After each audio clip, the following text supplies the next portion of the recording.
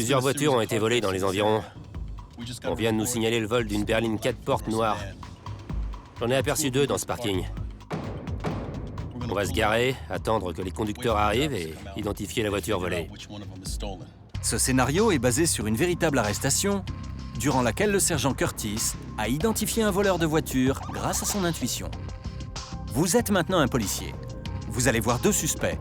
Observez-les attentivement et laissez-vous guider par votre intuition. Prêt? C'est parti. Voilà le suspect numéro 1. Qu'est-ce que vous remarquez dans son apparence et dans son comportement?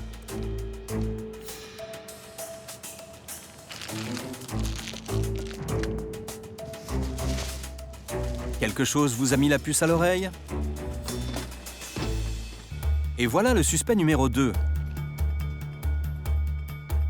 Pensez-vous que c'est lui le coupable? Vous vous dites peut-être que vous n'avez rien vu qui permette d'identifier le voleur. Mais le sergent Curtis n'est pas de cet avis. Maintenant, je sais qui est le coupable. Si vous ne l'avez pas identifié, dépêchez-vous, parce qu'il est en train de s'échapper. Si vous ne comprenez pas de quoi il parle, ne vous inquiétez pas. Nous allons vous donner une seconde chance. Regardez à nouveau. Est-ce que l'attitude du suspect numéro 1 éveille vos soupçons? Ou bien est-ce que le suspect numéro 2 vient de se trahir d'une manière ou d'une autre? Il a suffi de quelques instants au sergent Curtis pour identifier le coupable grâce à son intuition experte. Si vous n'avez pas trouvé, voici un autre indice. Observez la manière dont les 2 conducteurs sortent du parking, à commencer par le suspect numéro 1.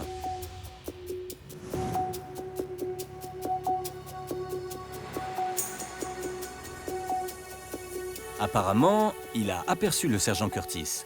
Regardez bien, il marque un arrêt complet au stop et met son clignotant.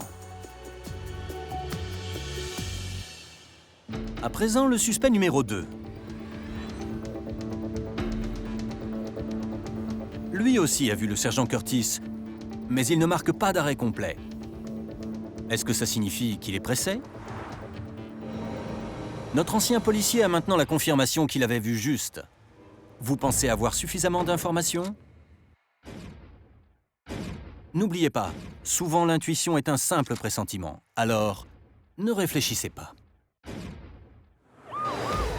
Le sergent Curtis va maintenant procéder à l'interpellation de l'un des suspects. Veuillez vous ranger sur le bas-côté. Le voleur se trouve dans cette voiture. Vous savez de qui il s'agit? La réponse est... le suspect numéro 1. Mettez les mains dans le dos, paume contre paume. Vous êtes surpris? Est-ce que, comme beaucoup de nos participants, vous pensiez que le coupable était le suspect numéro 2? C'est parce que vous ne possédez pas l'intuition experte d'un policier. Vous avez peut-être tiré des conclusions hâtives, au lieu de voir les véritables indices qui permettaient d'identifier le voleur. Voici les éléments que vous n'avez peut-être pas vus. Tout d'abord, j'ai vu que le suspect numéro 1 jetait un déchet dans son propre véhicule. C'est rare de voir quelqu'un faire ça, surtout dans une voiture aussi chère. Ensuite, quand il a vu ma voiture de police, sa nuque s'est raidie et ses yeux se sont fixés droit devant lui, comme s'il ne voulait pas me voir. Ça, c'est un vrai signal d'alarme, parce que cette attitude n'est pas naturelle. Mais quand il a mis son clignotant comme n'importe quel citoyen respectable, est-ce que ça vous a induit en erreur? En fait, c'est un comportement typique chez un conducteur qui a quelque chose à se reprocher. Il respecte parfaitement le code de la route, pour éviter d'attirer l'attention et d'être arrêté par un agent. Est-ce que ces détails vous ont échappé? C'est parce que l'intuition du sergent Curtis est différente de la vôtre ou de la mienne. Quand on voit des experts accomplir des prouesses, on se dit qu'on ne pourrait jamais y arriver. Mais la plupart du temps, c'est faux. Ça demande juste de l'entraînement.